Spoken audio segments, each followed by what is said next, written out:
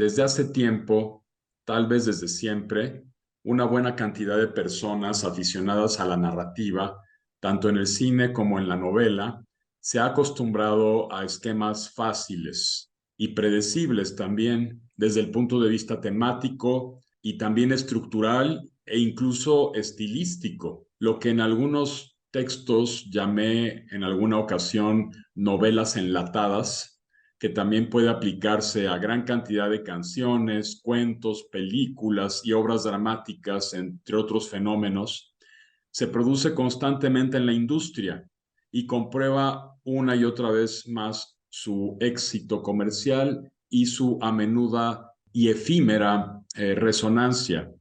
Hola, yo soy Juan Antonio Rosado, escritor, y esto es Grandezas de Lilliput, un breve lapso para las artes, la lengua y la literatura.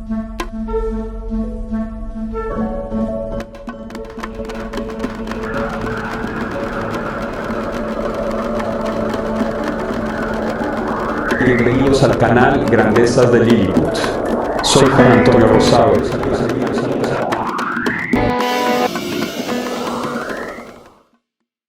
Pues bien, lo que dije en la introducción resulta interesante en la medida en que muchos autores solamente buscan el premio y no la profunda expresión personal del artista, arriesgándose, jueguen o no jueguen al premio literario. Yo creo que es importante salir de los esquemas para que la cultura, para que el arte, para que la literatura continúe por caminos a veces insospechados y evolucione también de alguna manera. Pocas personas, pocos autores son en realidad quienes se arriesgan en un mediocre y raquítico mundo literario y cultural que busca nada más el éxito comercial. Y por eso felicito a escritores como León Béjar por obras como Majestic y como Yo el que ve. Y hoy justamente está León conmigo para hablar de Majestic, puesto que ya tuvimos también una charla sobre Yo el que ve. Yo creo que se trata de un intento más de generar arte en un ámbito en que el trabajo artístico y el dominio de las técnicas son cada vez más escasos. Y como ya dije, solamente se buscan esquemas fáciles para complacer a un público ávido de lo mismo y de lo mismo, nada más cambiando de nombre, cambiando un poco las situaciones, pero expresado de modos también un poco distinto, pero en el fondo lo mismo. Cuando conocí a León Béjar, quien ahora nos acompaña en este programa, pues de inmediato sentí afinidad por el tratamiento de sus temas, de sus personajes, de los escenarios, de las atmósferas que crea, y tal afinidad, tal coincidencia, producto del azar, como mucho de lo bueno en la vida, se convirtió en complicidad, la complicidad del lector con el autor, de la que tanto hablan algunos de nuestros grandes escritores, como Salvador Elizondo, Juan García Ponce, Inés Arredondo, Juan Vicente Melo,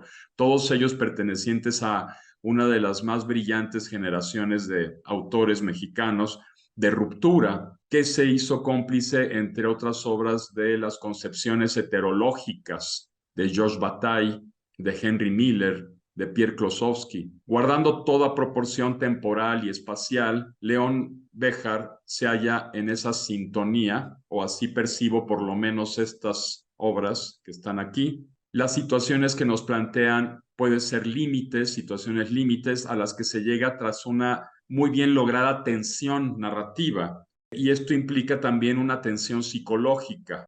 León, ahora que andas por allá, por la hermosa ciudad de Madrid, perfeccionando tus conocimientos sobre guionismo, ¿cómo andas por allá? ¿Cómo te sientes por allá? ¿Bien? ¿Qué tal, Juan Antonio? ¿Cómo estás? Gusto en saludarte y gusto en saludar al auditorio de Filopalabra. Primero que nada, déjame decirte qué maravilloso proyecto traes entre las manos con Grandezas de Lilliput, título excelente.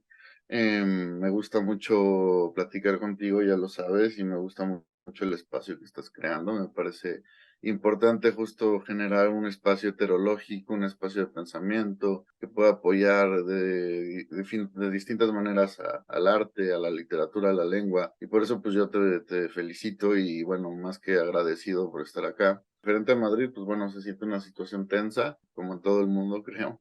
Y bueno, no me gustaría tampoco anclar demasiado porque, pues bueno, ya hablamos un poquito de eso en la charla pasada y tú y yo podríamos hablar 3 horas seguidas de lo que está sucediendo en el mundo. Entonces, mejor quiero como centrarme en Majestic, porque también yo el que ve, pues bueno, ya lo tocamos. Justo empezar con eso, ¿no? ¿Qué tiene que ver Majestic con yo el que ve? Tus personajes no son estereotipos. No, Tus no lo son, personajes no son se figuras busca, acartonadas. Yo no, siento que no. son seres de carne y hueso, con contradicciones, afectos, temores, sorpresas, angustias, deseos, cuerpo. No son Gracias. títeres del autor, sino que el autor respeta sin emitir juicios a favor o en Sí, contra de sus personajes, deja al lector la última palabra y ello se agradece. gracias, Juan Antonio. Yo creo que es muy importante lo que estás diciendo. O sea, si un personaje de repente tú le quieres decir haz esto, haz el otro, y el personaje te dice, no, porque yo no soy así, no, porque esto no me queda, esto no va conmigo. Entonces es que tienes un personaje bueno. O sea, es literalmente esa fórmula. Si tú le dices al personaje, haz X, y el personaje es capaz de decirte, no, yo no haría X, yo haría Y. Entonces es que tienes un personaje muy fuerte. Yo se lo escuché eso decir a Vargas Llosa alguna vez en una feria del libro. En fin, bueno, pues ¿qué tienen que ver yo el que ve y Majestic? Algunas cositas, ¿no? Además de que tienen personajes profundamente humanos y profundamente transdimensionales, en donde no se va a buscar nunca, vamos, una solución banal. Creo que lo que tienen que en común es un grito existencial. Por eso la portada del libro es un homenaje a Munch de Boris Virskin, mi queridísimo primo que por ahí debe de andar. Le mandamos un saludo. Ese es una especie de acercamiento a una de las partes del grito de Munch. Y realmente las dos novelas, tanto Yo el que ve como Majestic, son gritos. Porque es un volver al grito existencialista de aquí y ahora. Partamos de presupuestos realistas, partamos de cosas que están sucediendo ahorita, dejemos esa verdad absoluta en Yo el que ve, y en Majestic dejamos, pues, bueno, de creer en presupuestos falsos, como que quitar la vida, y ahorita supongo que vamos a aclarar en ello, es siempre malo. Y no lo es, justo a través de una circunstancia límite se llega en Majestic al principal dilema de la novela, que es quitar la vida contra asesinar. En Majestic hay una madre que junto con sus 4 hijos están sobreviviendo a una durísima guerra, donde ya llevan años encerrados en una cabaña en los bosques, escondiéndose. Ya se aparece el hambre por ahí, no saben si salir, si no salir, y en eso son interrumpidos por una horda de malhechores, de animales subhumanos, de caníbales, de gente que, vamos, o sea, que quiere no solo destruirlos, sino torturarlos y comerse. Y entonces aparece todo un cuadro de diferentes pigmentos en donde, por un lado, está la trascendencia de una muerte con amor y ahorita a ver si nos detenemos en estos puntos, porque estoy como yendo en lo general. O sea, lo que tiene que hacer la madre para evitar esta tortura de los hijos es simplemente matarlos, porque aquí la salida, como dices Juan Antonio, son circunstancias límites, en donde aquí la única salida, la salida más humana, la salida más misericordiosa, la salida más, vamos, la salida más humana, es que no sé qué más decir, o sea, donde lo único que puedes hacer es morir en el acto, y esa es la única solución posible, porque de lo contrario, los hijos serían torturados hasta la muerte, y bueno, la madre evidentemente quiere evitar eso, ¿no? Hasta dónde no llegaría cualquier madre o cualquier padre o cualquier por salvar a un hijo de ser torturado y comido.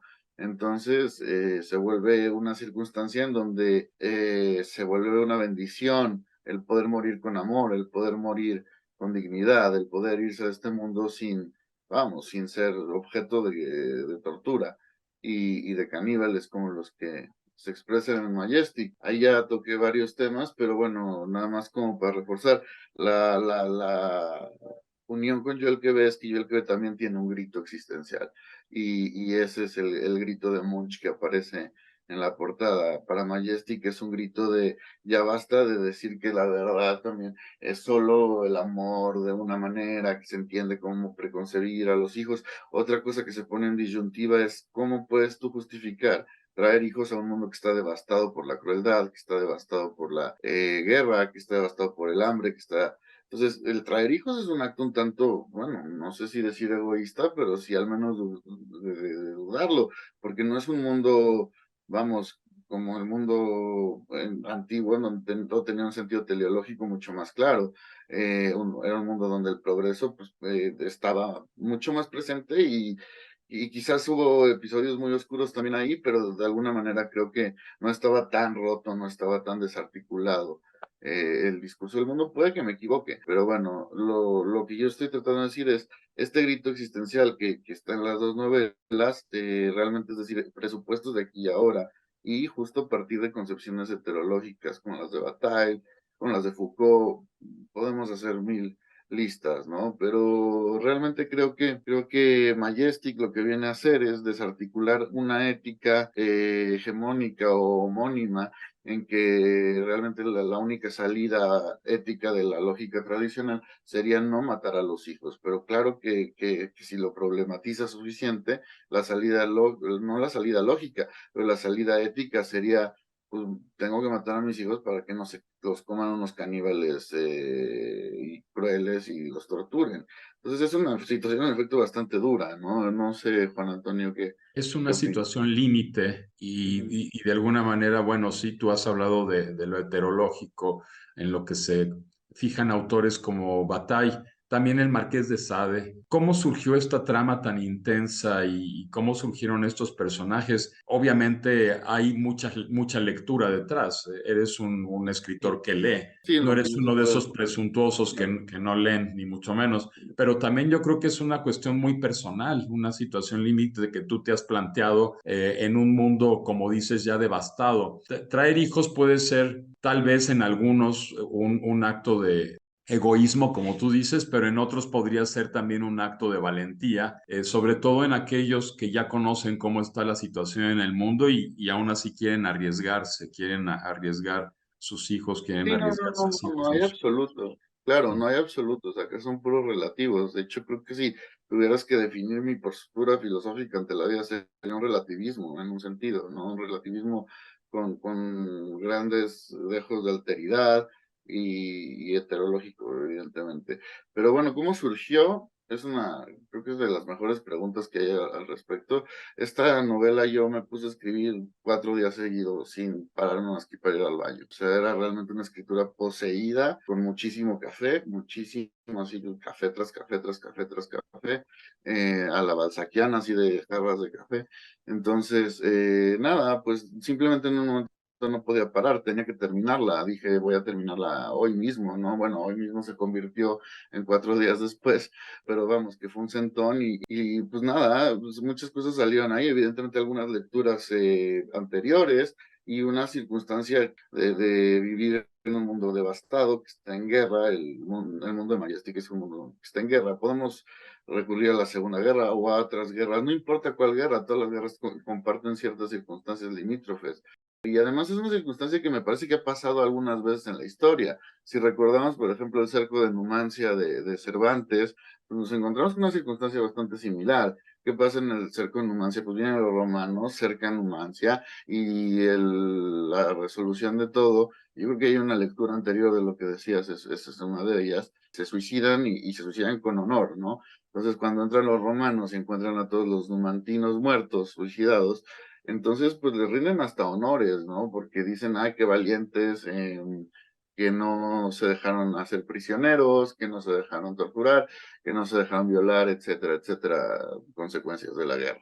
Ujú. Entonces, ahí, Perdón, hay una novela de Benito Pérez Galdós, uno de los episodios nacionales, que se titula Gerona, en el que también sitian Gerona totalmente, lo sitian, dejan a la gente en el interior sin sin nada de alimento, tienen que matar ratas, incluso hay una escena en la que tienen que matar a una gata. En fin, son situaciones límite que ocurren a veces o a menudo, yo diría, en las guerras. Y ahí es cuando Sí, el ser humano saca a veces lo peor de sí mismo, como ocurre también en esta película de Luis Buñuel, El Ángel Exterminador, en la que ellos mismos están sitiados por un poder invisible del que nada se sabe, están sitiados en una habitación, no pueden salir de ahí, no se sabe por qué, porque las puertas están abiertas. Bueno, finalmente es ah, Buñuel. Entonces no se sabe nada, hay un poder allí invisible y cada uno va sacando lo peor, no solo sus sueños, sus pesadillas, sus temores, sus deseos, también lo peor de cada uno de ellos y se empieza a ah, sentir incómodo con los demás. pues sí, entiendo, ¿no? Está buena la idea. Y la de Gerona la voy a checar. Realmente creo que sí es una cosa que ha pasado más veces de las que tú y yo podríamos contar. Hubo también hay ese episodio de Masada, ¿no? Cuando los romanos también cercaron Masada y también hubo un suicidio colectivo grande para evitar como caer prisioneros, caer parte de la guerra. Y realmente pues es un acto de cierta belleza, ¿no? Y es de cierta belleza hacia la idea de que te mueres con amor, de que te mueres con dignidad, de que te mueres, vamos, no en las manos o no en las garras del enemigo. Entonces, realmente creo que ahí hay un sentido al sinsentido que está planteando el panorama de la guerra que está ocurriendo con esta madre que está sobreviviendo con sus 4 hijos. Y bueno, uno de ellos, el mayor, sí va a decir como, oye, pero nos trajiste un mundo horrible, nos trajiste, ¿con qué derecho, no? ¿Con qué derecho me trajiste a vivir a un mundo del cual ahora me tienes que sacar? En un sentido hasta así lo anuncia, como, ya ves, o sea, es horrible lo que hiciste. Claro que la madre no contaba con que iba a estallar una guerra y se tenían que ir a esconder. Ella quería tener una vida plena y feliz y lo que sea. Pero bueno, por eso es cuestionable que en un mundo tan roto, y así analizamos el nuestro, traer hijos o no, bueno, eso es lo que se plantea cualquier pareja. Y estoy de acuerdo, puede ser un acto también de valentía, pero hay que tener mucha valentía, porque entonces, si llegas a una circunstancia como la que se está planteando en Majestic, también vas a tener que llegar a la valentía de quitar la vida. Sí, digo, o sea, evidentemente todos estos son presupuestos, ¿no? No es que yo sepa qué haría en una circunstancia así. Nadie lo sabe. Como dices, la guerra saca lo peor del hombre, saca la bestia. Ahí tengo yo una frase: la guerra es una máquina que se come hombres y caga monstruos. Literalmente es eso. Creo que la guerra caga monstruos, o sea, bueno, crea, engendra monstruos, saca lo peor de la gente. Y bueno, acá está como combinado con otras cosas. Es un aislamiento, es el hambre, es la guerra misma.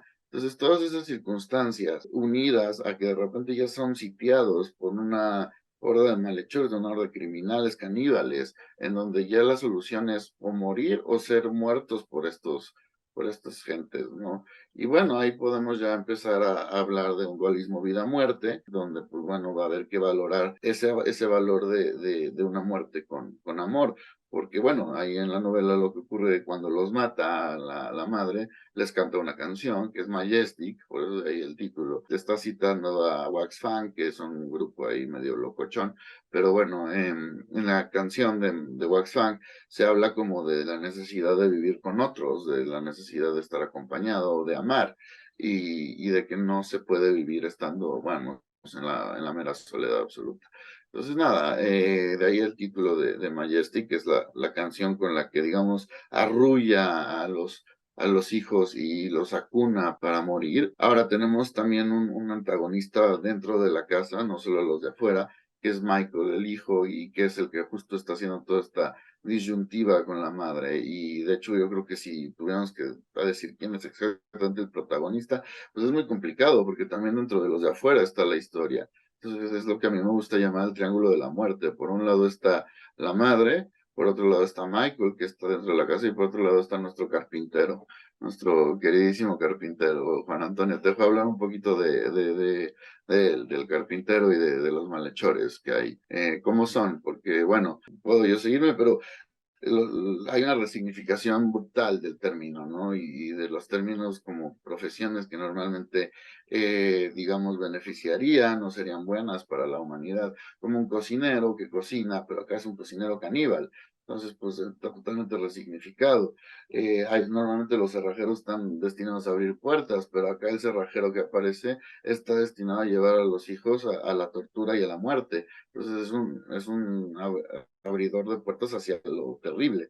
Y un carpintero que normalmente trabajaría con la madera, trabaja con los huesos, la sangre y la tortura como si fuera un fin artístico de carpintero. O sea, él mismo lo dice, me dicen el carpintero porque trabajo con huesos y arterias y materiales humanos, como trabajaría con la madera. Entonces, pues bueno, ¿qué tiene? Me interesa que ancles un poco en este punto, Juan Antonio. Yo lo que te iba a preguntar, o más bien a sugerir también, es que esta obra Majestic contiene la suficiente cantidad de elementos como para adaptarse al teatro o incluso al cine, su dramatismo, si es el teatro, pues hablamos de contados escenarios, no hablas de muchos escenarios, son escenarios donde se mueven los personajes, cada uno definido por sus acciones, en lugar de describir a cada Digo, persona. Entonces utilizas también la presentación dramática, yo creo que es uno de los recursos que más utilizas en la novela, la presentación dramática. Los individuos se van definiendo por sus acciones, por sus gestos, por su lenguaje. ¿Piensas hacer una obra teatral o un guión ya me cinematográfico? adelanté a eso. Sí, ya hay un guión, de hecho está en proceso. Lo empecé a hacer en la Universidad de California con un profesor genial que se llama Mark Aronson. A ver si luego nos ve. No creo que hable español, pero pues, bueno, se podrá discernir el nombre. Ya está un guión de 90 y pico de páginas. Esto porque creció brutalmente y ya, o sea, también lo que pasó es que se despegó de la novelita, ¿no? O sea, la novela son 30 páginas, quizá 40. Y el guión son ya 95 páginas, son 95 minutos. Y tiene ya otros elementos completamente distintos. Porque si bien en Majestic, la novela, tenemos como una madre mucho más protagónica, el que va a adquirir mucho más protagonismo en el guión de cine es Michael, que es el hijo, porque como se es el que genera lo que llamamos el incidente incitante, y el que genera que todas las cartas o toda la cadena de eventos y de causa-efecto se ponga en marcha, porque él es quien va a decirle al carpintero dónde está localizada la casa, que es el refugio sagrado de toda una familia. Entonces me parece que sí, claro, o sea, hay presentación dramática, hay escenarios límite, hay escenarios muy contados. Realmente tenemos la casa, pero pues tenemos algunas habitaciones, y bueno, afuera de la casa está el campamento que van a montar estos horda de gente para esperar a que el cerrajero abra la puerta. Tu drama es de un realismo crudo y el escenario se transforma en una especie de laberinto sin salida. La paradoja es que hay un cerrajero encargado de abrir, Ujú. de liberar puertas, pero aquí se libera una para conducir a una familia entera al infierno de la tortura y la muerte. Obviamente no vamos a decir cómo porque arruinaríamos la trama, pero bueno, ahora sí que cada quien lo averigüe adquiriendo el libro, que además es un libro que se puede comprar por internet, ¿verdad? Sí, Ahora, está en Amazon. el dramatismo de Majestic surge desde el inicio y por lo menos a mí me atrapó, como que enganchas muy bien al lector. La cabaña en un bosque cuyas sombras y fantasmas nos cazan se yergue oculta como toda protección frente al abismo.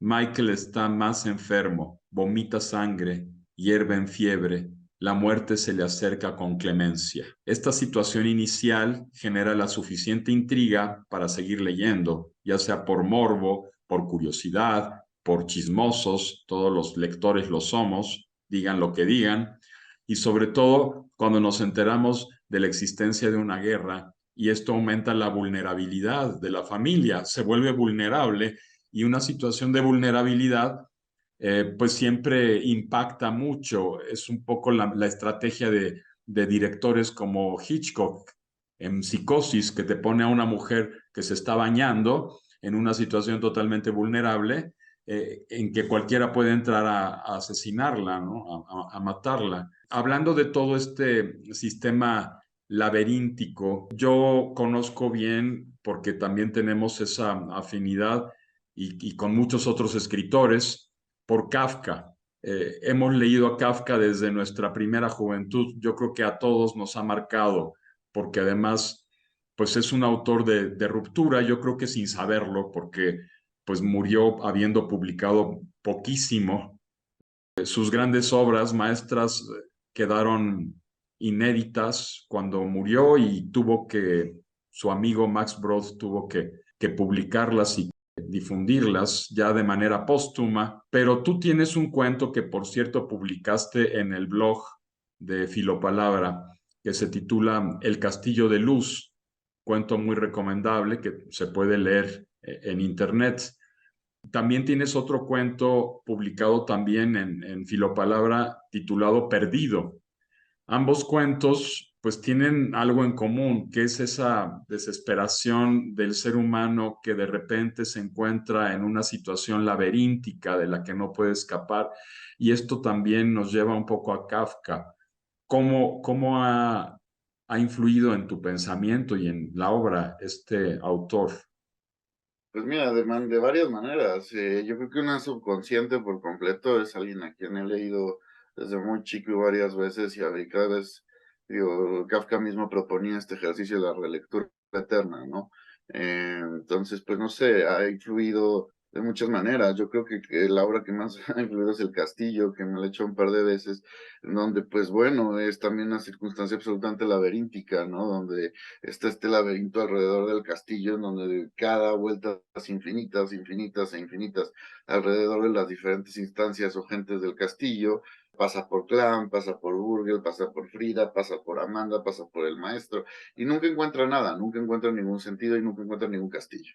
Entonces, o sea, una obra que de entrada se llama El Castillo y que en la que nunca hay ningún castillo, porque luego dice que es una casita, realmente, pues bueno, es de una genialidad increíble Kafka y parece que es un autor que todos tenemos pues, que leer.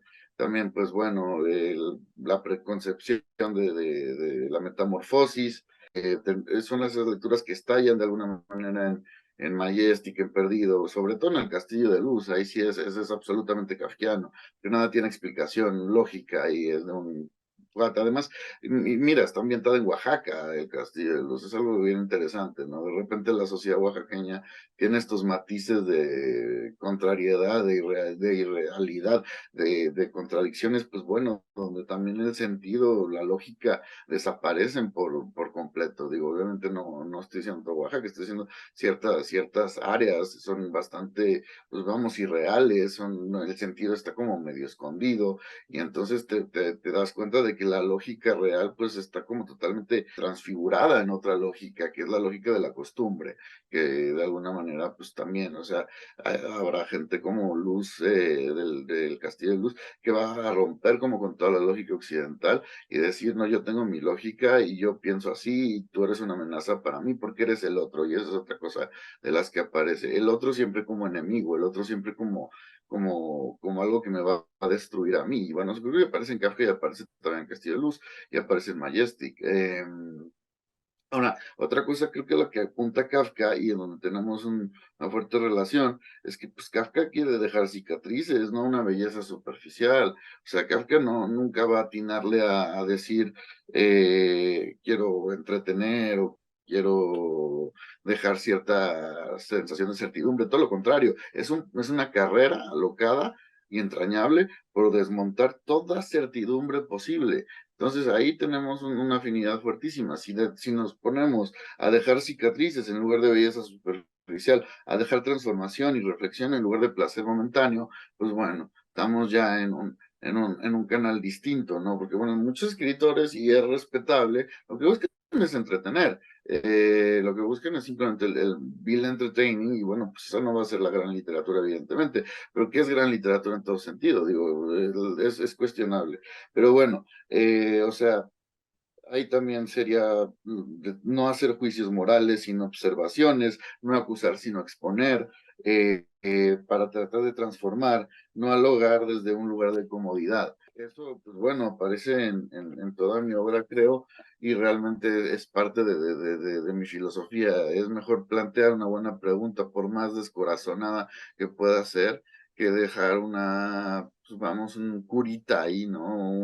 Una verdad que puede ser bonita, como en un libro de autoayuda, como en un libro, o sea, como una mera novela de bestseller, en donde pues todo el fin es entretener y dar respuestas fáciles. ¿Qué pasa si mejor planteas preguntas difíciles? Como Entonces, pues poner a creo que una es eso. familia entera en el límite. Eso es Exacto. un gran dilema. ¿Y por qué se te ocurrió poner a una familia entera en una situación límite? No estoy muy seguro cómo vino la idea, pero fue como de, tengo a esta familia en una circunstancia, es que era como de plantear la premisa, ¿qué pasaría si?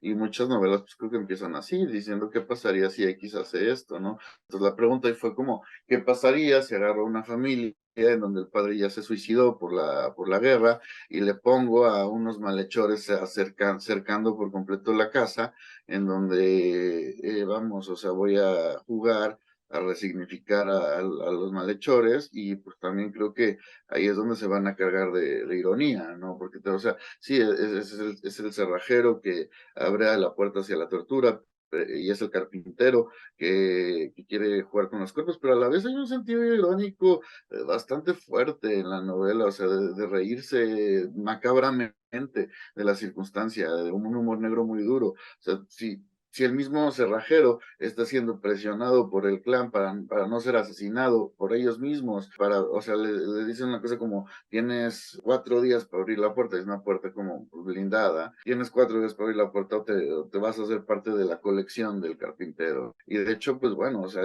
ahí es como, pues es una risa, pero una risa con dolor, una risa casi de grito, ¿no? Entonces, pues bueno, creo que esa es una parte rescatable que me gusta a mí burlarme de circunstancias límites, pero no es una burla, vamos, ciega, es una burla llena de dolor, llena de un dolor psicológico fuerte, ¿no? Entonces, este cerrajero que sigue instrucciones para abrir una puerta al refugio familiar sagrado para no ser asesinado, pues bueno, es todo, te habla también de que pues entre ellos mismos tienen sus conflictos, sus jerarquías. Esta es otra cosa que también está buena bueno, creo, interesante con Kafka. También hay jerarquías aquí, entonces pues también podría leerse así, ¿no? El cerrajero de alguna manera está hasta arriba, luego hay otro psicópata que es Bob, bueno, no sé, podría leerse también al revés como Bob más arriba. En fin, hay jerarquías, ¿no? Está Bob, el jefe, luego el carpintero, luego el cocinero, y hasta abajo el cerrajero, que lo maltratan bastante. Es una lectura brutal, es un eterno preguntarse desde las sombras qué es la oscuridad. Si tuvieras que decir qué es lo que me estoy preguntando, pues qué es el mal. Esa es la pregunta que está detrás de cada línea de Majestic, ¿qué es el mal? Y no ofrezco una respuesta porque no la sé y no valdría la pena ni siquiera aventurar una respuesta. O sea, evidentemente te puedo decir qué es cuál es la definición de mal, pero ¿qué es el mal humano? ¿Cómo podemos llegar a entender, a atisbar, a tener una definición más completa del mal humano? Pues poniéndonos en una circunstancia límite, en donde justo pues tenemos una familia que está sufriendo los embates de la guerra y donde ya lo único que puedes hacer es morirte con dignidad porque si no te van a torturar y torturar y torturar. Entonces, pues bueno, imagínate cuántas circunstancias ahora en México con el narco o con otras cosas pues, pueden llegar a parecerse a esa necesidad de morir para no sufrir.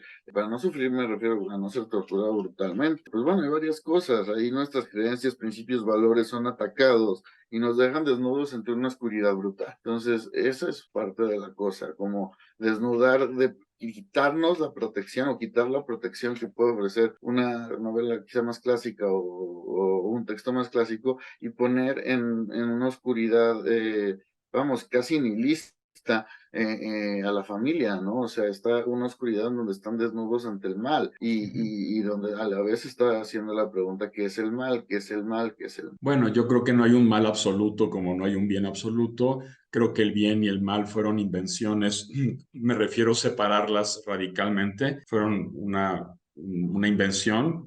Nietzsche lo atribuye a Zaratustra, el sabio persa que separó Bueno, las no me dos refiero a mal entidades. con Y pues mayúsculas. la verdad es que el mal y el bien son relativos porque el mal no es otra cosa que el desorden, es salirse de un orden. Y efectivamente, cuando hablamos de un mal estomacal, hablamos de un mal, no sé, pulmonar, es que el pulmón se sale de su orden habitual, el estómago se sale de su orden habitual. ¿Por qué los seres humanos necesitamos códigos? ¿Por qué necesitamos constituciones? ¿Por qué necesitamos leyes? ¿Por qué necesitamos reglas? Porque si no tuviéramos todos esos códigos, pues nos mataríamos los unos a los otros, sería la ley del más fuerte, como ocurre en la naturaleza. Entonces necesitamos códigos, reglas, leyes. ¿Para qué? Para que haya cierta armonía en la sociedad. Cuando alguien se sale de esos códigos, de esas leyes, pues obviamente se genera un mal en esa época, en esa geografía, en Ese ese contexto. espacio-tiempo.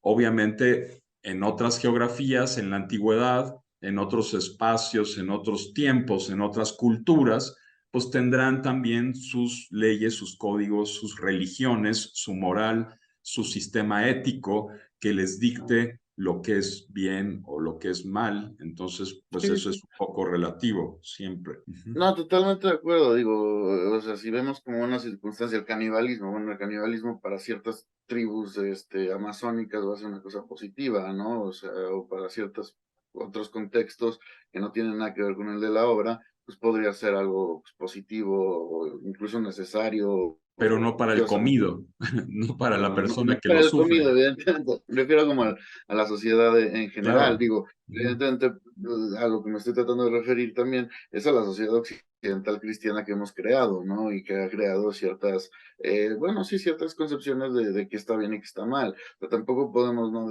Decir que el mal solo es circunstancial. Creo que también hay un mal humano que tendría que ver, pues, con otras cosas, como la crueldad, el odio, el sadismo, eso, o sea, Que también, se o sea, salen del orden, hacen que las cosas se salgan del orden, se totalmente. disparen y se vuelvan caóticas.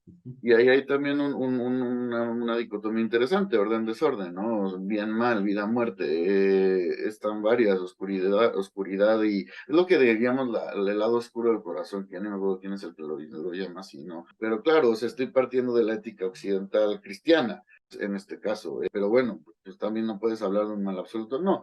Pero creo que estos cuates, cuando los ves actuar, te dan una sensación de bastante sádicos. Entonces, ahí podríamos cambiar la palabra mal por crueldad, o sea, es simplemente qué es la crueldad, qué es la crueldad, qué es la crueldad, y cómo llegamos a esa crueldad, cómo llegamos a ese querer aniquilar todo lo que no es uno, destruir todo lo que no es uno, destruir toda diferencia, toda alteridad, y no solo destruirla, torturarla, vamos, o sea, descabezarla, agarrar sus sesos y comértelos, o sea, perdón, la imagen ahora que me acabo de echar, pero realmente creo que pues sí, de entrada es una definición sobre lo ético cristiano judío, etcétera, y al mismo tiempo es el lado oscuro del corazón. Entonces, es esa crueldad que existe en el ser humano y esa necesidad que aparentemente todos tienen de destruir y de anular al otro ser humano que es distinto, de anular a toda diferencia y de destruirla, pisotearla, verle los dientes a todo lo que es distinto, a todo lo que no es uno, pero acá tenía